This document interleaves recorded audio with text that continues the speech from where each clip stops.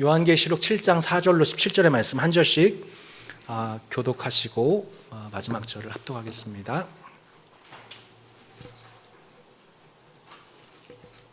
내가 인침을 받은 자의 수를 들으니 이스라엘 자손의 각 지파 중에서 인침을 받은 자들이 14만 4천이니 유다 지파 중에 인침을 받은 자가 1만 2천이요 르우벤 지파 중에 1만 2천이요 갓 지파 중에 1만 2천이요 아셀 지파 중에 1만 2천이요 납달리 지파 중에 1만 2천이요 므낫세 지파 중에 1만 2천이요 시몬 지파 중에 1만 2천이요 레위 지파 중에 1만 2천이요 이사갈 지파 중에 1만 2천이요 스불론 지파 중에 1만 2천이요 요셉 지파 중에 1만 2천이요 베냐민 지파 중에 인침을 받은 자가 1만 2천이라.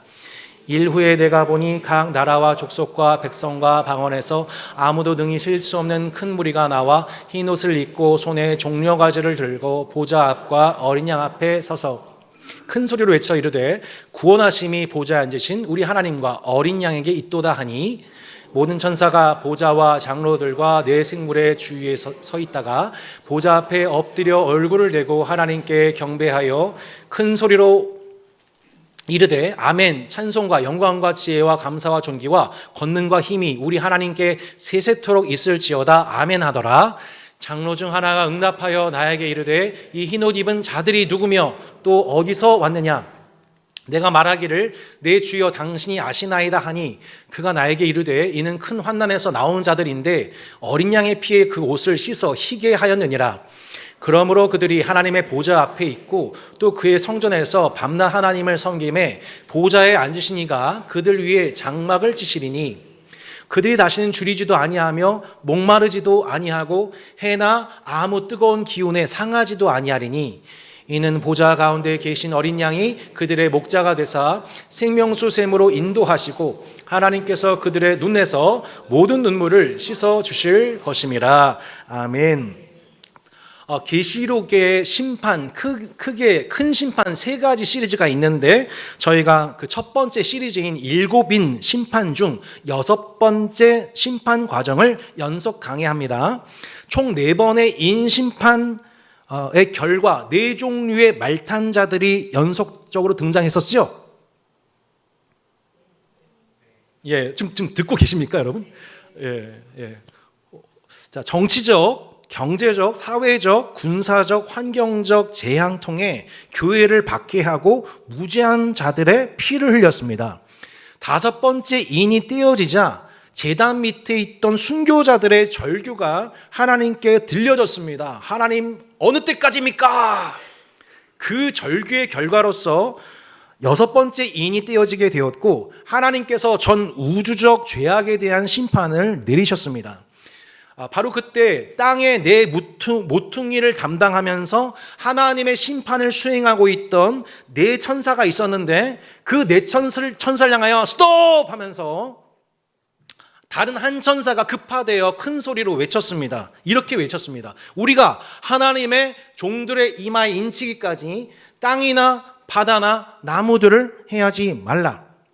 자, 여러분 요한은 지금까지요 6번째 인심판이 임하는 것을 눈으로 보면서 한 천사의 외침을 귀로 들었습니다. 그리고 또 하나의 이야기를 귀로 듣습니다. 4절을 성경책 보십시오. 내가 인침을 받은 자의 수를 뭐라고요? 들으니 100만 21, 100만 22 이렇게 숫자를 들었다는 얘기예요. 숫자를 들었어요. 구원받은 하나님의 백성들의 기록된 수, 최종적 민수기, 수를 세다. 그 수를 듣게 된 거예요. 그 유명한 숫자가 몇 명이었어요? 14만 4천이죠. 요즘에 이제 신천지의 2단의 가르침의 핵심, 포교의 핵심 14만 4천입니다. 14만 4천이 되면 새하늘과 새 땅이 온다. 그 땅이 우리의 것이 될 것이다. 근데 14만 4천이 넘어가게 되니까 14만 4천에 해당되려면 전도 열심히 해야 되고 헌금 많이 해라. 그래야 14만 4천에 이런 식으로 계속 미혹된 가르침을 설파하는 가운데 수많은 젊음들이 청춘들이 삶을 앗아가고 있는 형국입니다. 이 가운데서 우리가 14만 4천의 숫자에 주목할 것이 아니라 우리는 요한이 어떻게 14만 4천을 기록하고 있는지를 우리가 마땅히 이 말씀을 강해를 통해서 해석하고 바르게 적용하는 은혜가 있으면 좋겠습니다. 이 기록 방식이 참 독특해요. 가장 먼저 등장하고 있는 지파의 이름이 뭡니까, 여러분? 누구 지파예요? 유다 지파죠? 자, 성경책 보십시오. 네. 자, 덮어두고 믿는 게 아닙니다, 여러분. 우리는 유다 지파가 가장 먼저 등장합니다. 여러분, 본래 이스라엘의 형제들의 이름 목록 장자하면 맨 먼저 나오는 사람이 누굽니까? 루벤입니다. 루벤, 시므온, 레위, 유다, 단, 납달리 이런 순으로 쭉 진행되는 게 본래 형제들의 이름 기록 순서예요. 그런데 여러분, 루벤 장자가 루벤이 아니라 여러분 누가 나옵니까? 유다가 가장 먼저 나옵니다. 여러분, 요한계시록 우리가 5장 5절에 보면 예수님에 대해서 이렇게 소개했습니다. 뭐라고요? 유다의 지파 다윗의 뿌리라고 합니다. 무슨 말씀입니까? 예수님이 그 유다 지파로서 나머지 모든 지파들의 맏형님이라는 거예요. 첫째 아들, 하나님 나라를 소유, 상속받는 첫째 아들이 예수 그리스도이십니다. 유다 지파는요, 전쟁 중에서 12지파가 성막을 해체하고 하나님 명하신 전쟁 장소로 가게 되면 가장 먼저 그 12지파에 가장 먼저 앞서는 지파가 누구예요? 유다 지파예요. 가장 앞장서서 찬양을 부르면서 하나님의 임재에 상징하는 성막과 법궤와 함께 더불어서 전진하는 선봉대장이 유다 지파예요. 여러분, 우리 예수님이 바로 그 유다 지파이세요. 여러분, 예수님은 우리를 전쟁 한복판에 내몰아 넣고서 어디 한번 싸워봐라고 하신 분이 아니라 우리 중에서 가장 맨 앞장에서 선봉대장이셔서 여러분, 악한 자의 일을 꺾으시고 사단의 머리를 깨뜨리시고 십자가에서 죽으시고 부활하심으로 승리하신 주군이십니다. 선봉대장이십니다. 그리고 루벤, 갓, 아셀, 납달리, 므낫세가 연달아 나오죠. 본래 태어난 순서나 학렬과는 전혀 상관이 없어요. 흥미로운 것은 이 지파 중에 누가 빠져 있습니까, 여러분? 단지파가 빠져 있습니다. 단지파. 왜 단지파가 빠져 있을까요? 이 단지파는 사사기 말씀에 보면 영적으로 행음해서 우상 숭배에 가장 먼저 가담했던 것이 단지파입니다. 그래서 사사기 맨 마지막에 보면 단지파가 사라져 있어요. 그 우상 숭배에 대한 심판의 결과로서 단지파가 빠져 있어요. 나중에 북이스라엘 왕국에서도 가장 열심히 바알 숭배, 그러니까 하나님을 예배하는 줄 알았더니 실제로는 마음속에 물질에는 탐심, 성적인 욕망으로 말미암아 범죄한 일에 가담하고 있던 그 짝퉁 이스라엘에 해당되는 게 단지파였던 거예요. 그래서 계시록 말씀에 보면 단지파 이름이 들어가 있질 않죠. 실제 가나안 땅을 물려받은 에브라임 지파 이름이 나오지 않고 그의 아버지 요셉의 이름이 들어와 있습니다. 그래서 이 말씀을 읽는 우리는 하나도 어색함이 없지만 그 구약에 능통한 유대인들은 이 말씀이 되게 어색한 거죠. 딱 보고 뭘 알게 되는 거예요? 이거 기존 혈통 이스라엘 얘기한 게 아니구나. 질서가 완전 새로워졌구나. 한마디 이걸 뭐라고 그래요? 새 이스라엘이라고 합니다. 새 이스라엘. 기존의 혈통에 있던 충실한 혈통적 이스라엘 얘기한 게 아니라 이거 뭔가 새롭게 재편된 이스라엘, 새 공동체를 얘기한 거구나라는 걸 얘기하고 있는 거죠. 여러분, 교회 공동체에 우리가 새 이스라엘입니다. 예수님을 맏형으로 모신 맏형 대신 예수님으로 말미암아 새롭게 연합된 가족 공동체가 교회예요. 여러분, 그래서 우리가 예수님의 뭐예요? 동생들입니다. 여러분, 우리는 첫 번째 하나님 아들 되신 예수 그리스도와 더불어서 둘째, 셋째 아들로 입양된 하나님 아버지의 사랑받는 자녀들이요, 예수 그리스도를 맏형으로 모시는 동생들, 곧 가족인 줄로 믿습니다. 이 말씀은 이후 말씀에서 더 분명해집니다. 이 일 후에 내가 보니 각 나라와 족속과 백성과 방언에서 아무도 능히실 수 없는 큰 무리가 나와 흰옷을 입고 손에 종려가지를 들고 보좌 앞과 어린 양 앞에 서서라 나와 있습니다. 오랜만에 영어 좀 써보겠습니다. From every nation, tribe, people, and language. Repeat? 이렇게 네 가지, 그죠? 각 나라, 족속, 백성, 방언. 이게 뭐예요? 혈통적 이스라엘이 아니라 새로운 영적 이스라엘이죠.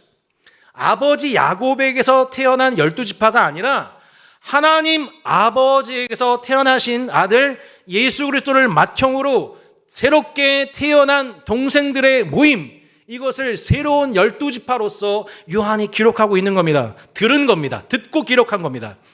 아버지 야곱에게서 난 12지파가 나중에 몇 명이 돼요? 12아들이 몇 명이 돼요? 싸움에 나갈 만한 남성의 숫자만 60만 3,550명, 여성과 어린이까지 공 200만 명까지 늘어나게 됩니다. 200명 카운트가 됐어요. 민수가 됐어요. 하지만 하나님 아버지께로부터 태어나신 예수님과 그 하나님의 아들들의 숫자는 어때요? 아무도 능히 셀 수가 없는 숫자입니다. 할렐루야. 아무도 능히 셀 수 없는 규모예요. 아무도 능히 셀 수 없는 큰 무리가 나와서 흰 옷을 입고 손에 종려가지를 들고 보좌 앞과 어린 양 앞에 서 있는 모습을 요한이 본 것이죠. 물질 세계가 모두 불타는 우주적 심판, 곧 종말을 앞두고 하나님께서는 지금 뭘 하고 계시냐면 천사들을 통해서 당신의 종들을, 곧 각 나라, 족속, 백성, 방언에 있는 하나님의 종들에게 일일이 찾아가 그 이마에 인을 치시고 구원하시고 보호하시는 역사가 지금 우리 가운데 진행 중에 있습니다. 성도 여러분, 우리는 그렇게 하나님을 아버지로 예수님을 맏형으로 섬기는 주님 안의 가족이요 형제들입니다.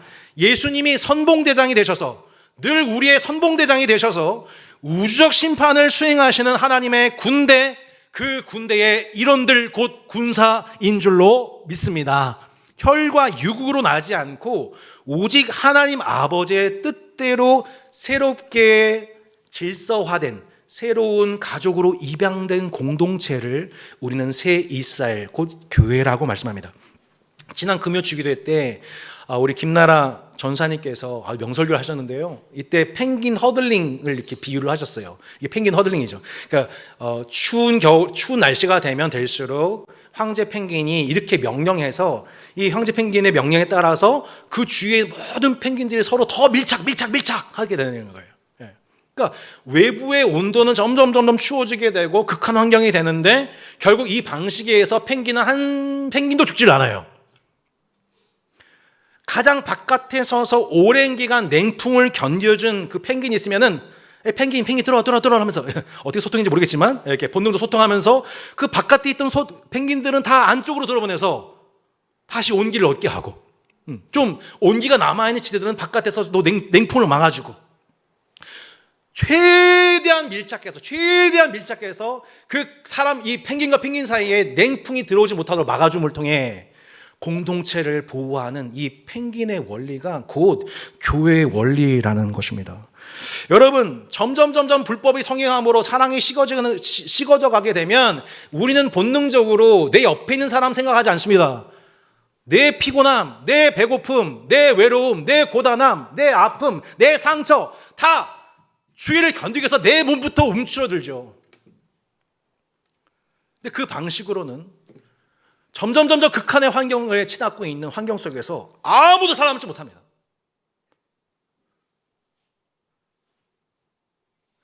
내 주위의 환경이 어려워진다고 해서 나만 움츠러드는 방식으로 하게 되고, 황제 펭귄 대신 예수님의 명령에 따라 밀착해야 돼.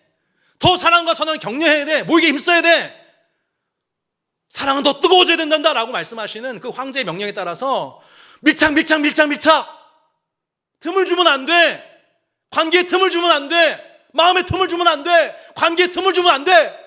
우리 다 죽는 길이야 라고 말씀하시는 황제 펭귄이신 주님의 명령에 따라 여러분, 우리 안에 서로에게 느껴지는 그 관계의 그 거리를 메우고 밀착시키는 그 은혜가 공동체를 살림으로 나도 사는 은혜 있기를 예수 이름으로 축원합니다. 할렐루야. 전 이 과정 속에 지금 우리 공동체 가운데 있는 것 같아요. 지금 저희 교회 우리 지금 최종모 집사님만 해도 지금 7년째 분리개척 멤버로 섬기셨거든요. 노종희 집사님도 지금 어느덧 지금 4년째 다 그렇게, 지금 김용사님 벌써 또 7년, 지금 거의 병장분들 곳곳에 분도 계시고, 이게 다 공동체의 오랜 기간 이분들이 다 버텨주셨던 거예요. 여러분, 따스한 교회 오셔서 따스함 느끼셨어요? 못 느끼셨구나. 죄송합니다. 전 느낀 줄 알고. 근데 만약에 여러분 그 따스함을 느끼셨다면 그분들이 다 밖에서 그 냉기 다 막아줬던 거예요. 여러분 그 수고를 기억하시길 바랍니다. 근데 그 막아주는 역할 힘들다고, 춥다고, 나도 춥다고, 귀찮다고, 배고프다고, 나 힘들다고 다 외면해버리고 내가 얻었던 따스함은 다 잊어버리고 전 못해요. 전 안 해요. 전 힘들어요.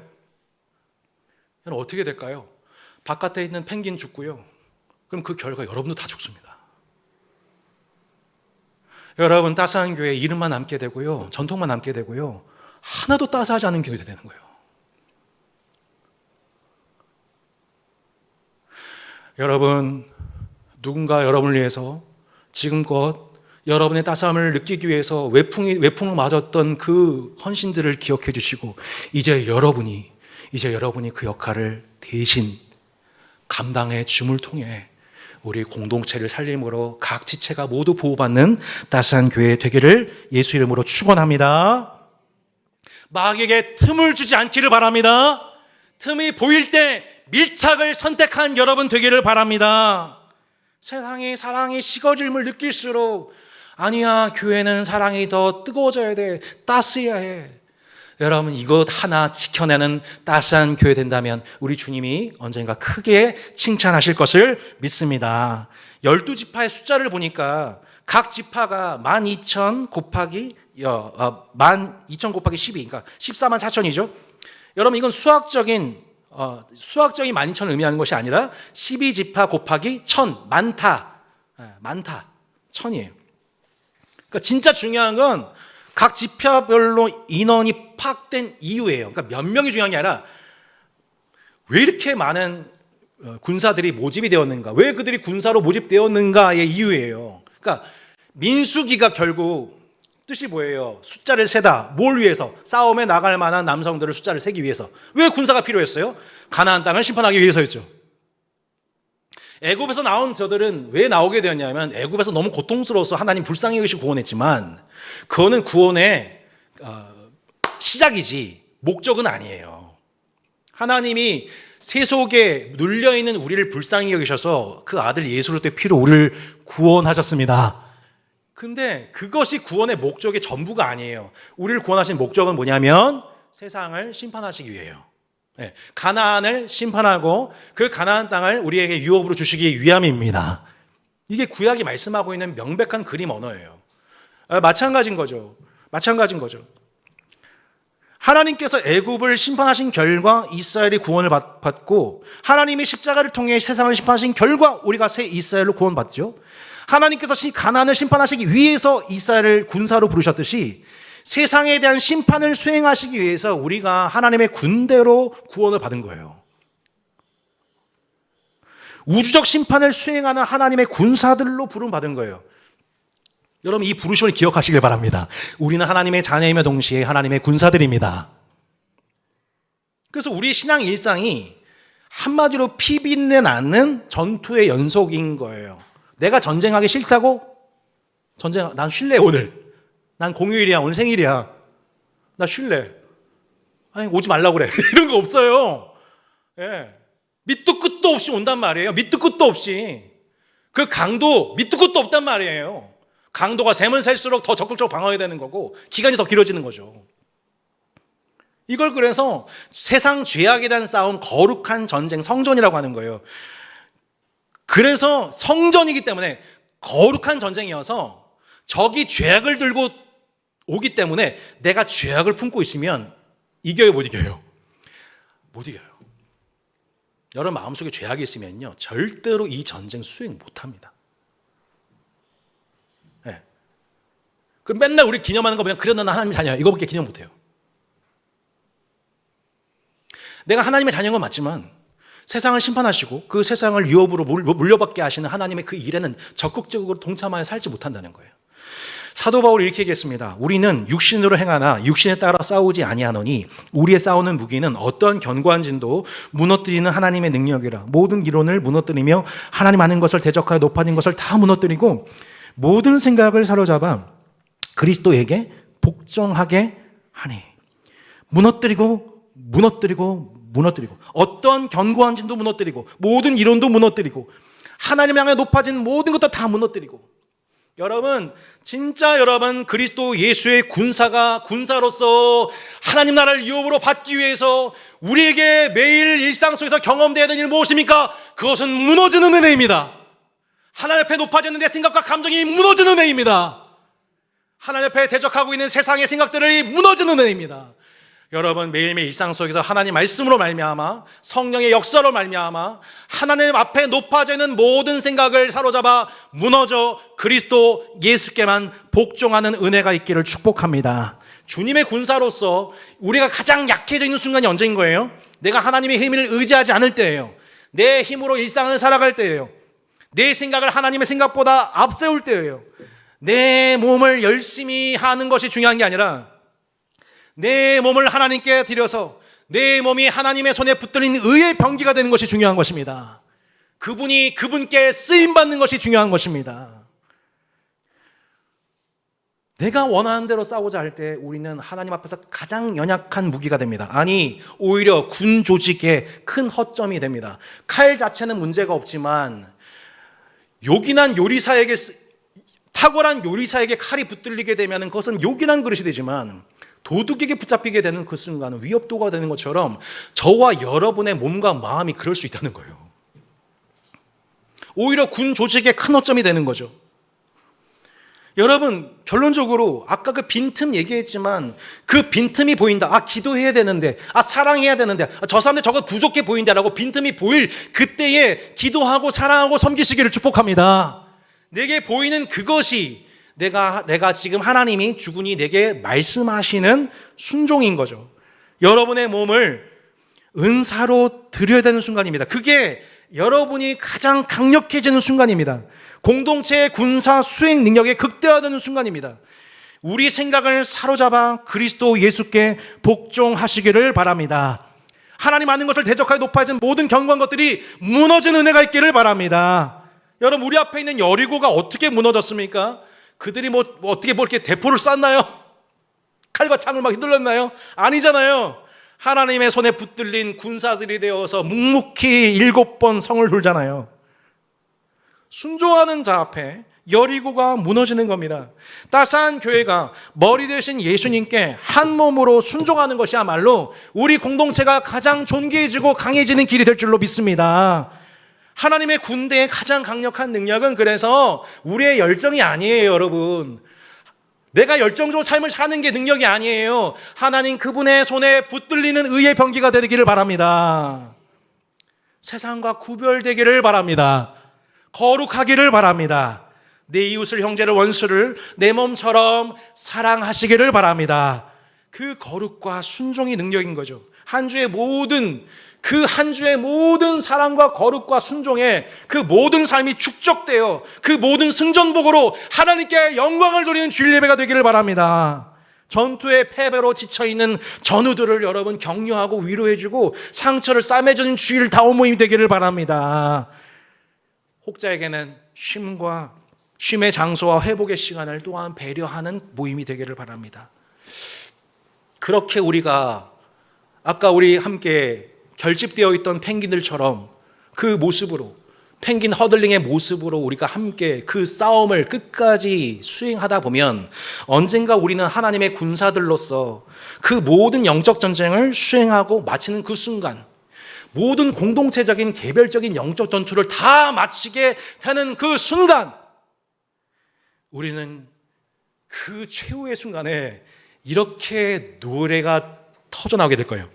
큰 소리로 외쳐 이르되 구원하심이 보좌에 앉으신 우리 하나님과 어린 양에게 있도다 하니 모든 천사가 보좌와 장로들과 내 생물의 주위에 서 있다가 보좌 앞에 엎드려 얼굴을 대고 하나님께 경배하여. 여러분, 당시 이 노래는 로마 제국 황제를 위시하여 양쪽의 군사들과 시민들이 도열하고 뒤편에는 군악대가 빵빠를 울리면서 로마 황제에게 헌정했던 18번 노래였습니다. 로마 황제여, 당신이야말로 온 나라와 족속과 방언에서 찬양받기에 합당하신 우리의 진정한 신입니다 라고 땅에서 부르던 노래였어요. 이 노래를 가지고 요한이 패러디하여 이렇게 부르는 겁니다. 부르는 모습을 본 것입니다. 구원하심이 보좌에 앉으신 우리 하나님과 어린 양에게 있도다 라고 찬송하고 있는 거죠.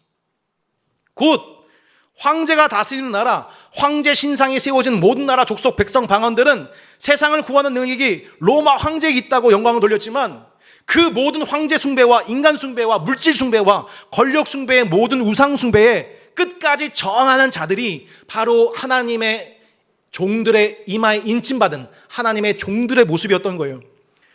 우상 숭배의 길로 나아갔던 단지파는 그렇게 제명이 되고 하나님 한 분만을 영화롭게 하는 자들, 자신을 위하여 하나님을 만들어내거나 거룩하신 하나님의 이름을 감히 망령되 일컬어 기도하거나 하나님만을 예배하되 하나님을 바른 방식으로만 영과 진리로 예배한 자들, 하나님을 내 인생의 수단이 아니라 유일한 목적으로 섬기고 있는 자들, 모든 종류의 우상 숭배를 피 흘리기까지 싸우는 자들, 여러분 그것이 이마에 인침받은 하나님의 종들입니다.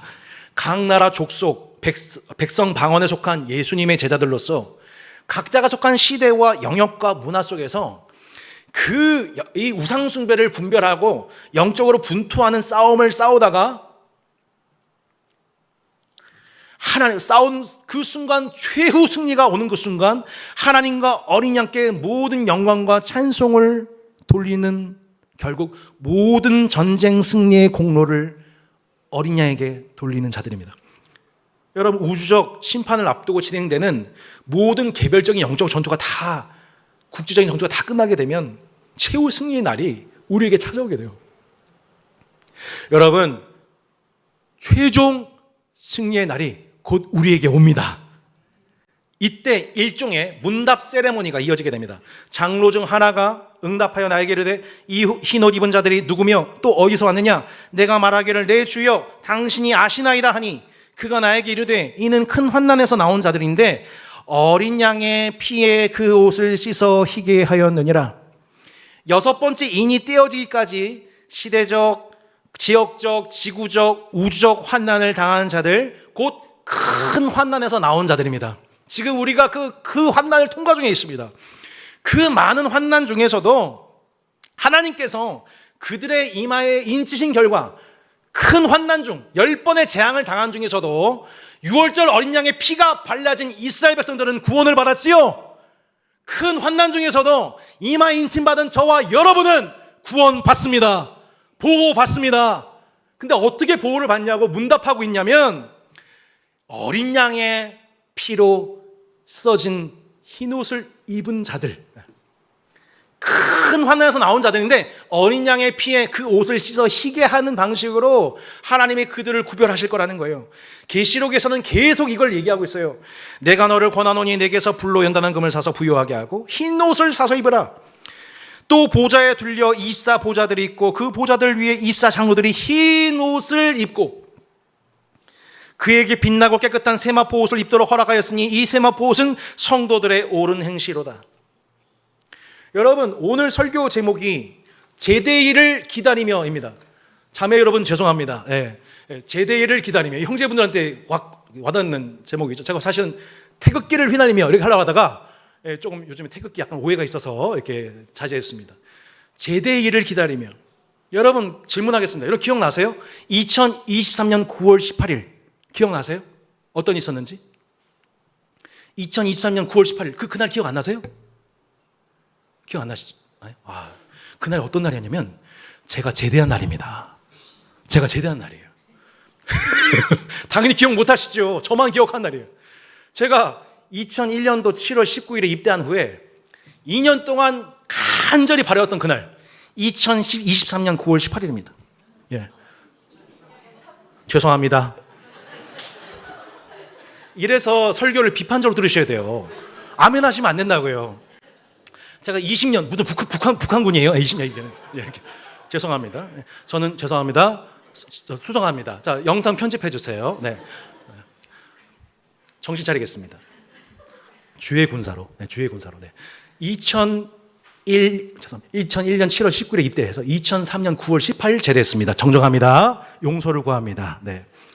저는 그 20년이 지났는데 그날을 지금도 잊지를 못해요. 제가 그날 너무 생생해요. 9월 17일 제대 하루 전날에 제가 미군 카투사 군종병이었거든요.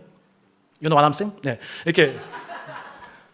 그래서 이 한국군 중령님께 미국군 쪽에 충성해서 다 보고가 다 끝났어요. 9월 17일에. 다음 날이 뭐예요? 제대일. 네. 여러분, 제가 그날 잊지 못합니다, 여러분. 그냥 그 전날 짐을 바리바리 다 싸놓고 깔끔한 그 시민 복장을 탁 착용을 하고 그 시민복 입고 잤어요. 다음날 아침에 4시 30분 알람을 맞췄는데 4시에 일어났어요, 여러분. 4시에 일어나서 택시를 불러가지고, 예? 택시를 불러가지고 여러분 몇 시까지 거기가 있냐? 5시 29분. 왜? 5시 30분이면 문이 열리게 되거든요, 정문이. 5시 29분에 도착해가지고 제가 문이 열리는 순간 어떻게 했을까요?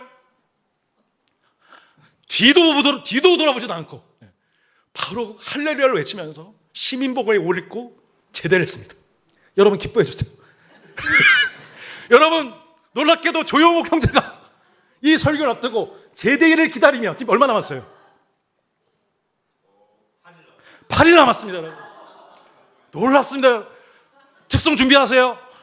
제대를 기다리는 지금 요즘 군대가 짧아졌다.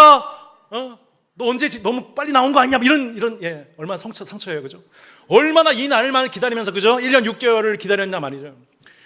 제가 지금 무슨 얘기하고 있는 거죠? 전혀 돌아보지도 않고, 그래서 그 부대의 레전드가 됐어요. 손진원 병장은 그 제대한 날 우리 얼굴 한 명도 안 마주치고 나갔다. 뒤도 돌아보지 않고 시민복 입고 제가 제대한 그 날을 2년 2개월 동안 무진장 애타면서 기다렸던 거 여러분 아십니까? 제가 무슨 얘기하고 싶냐면 지금 저와 여러분이 기다리고 있는 그 날이 그 제대일이 온다는 거예요. 할렐루야. 여러분이 지금 그리스도 예수의 군사로서 얼마나 고생하세요? 이런 전쟁 치를 줄 알았어요? 이런 고난 당할 줄 알았냐고요. 아니 예수 믿으면 영광스럽고 행복하고 형통할 줄 알았더니 어때요? 고난 투성이잖아요. 아니 세상 사람들은 범죄해도 막 별로 이렇게 건드리지도 못하는데 우린 조금만 뭐 생각 잘못 먹고 조금만 마음 잘못 품으면 하나님이 가만 안 두잖아요. 탄식이 나오시네요. 탄식이. 아주 적절한 때 탄식이. 저절로 탄식이 나온단 말이죠.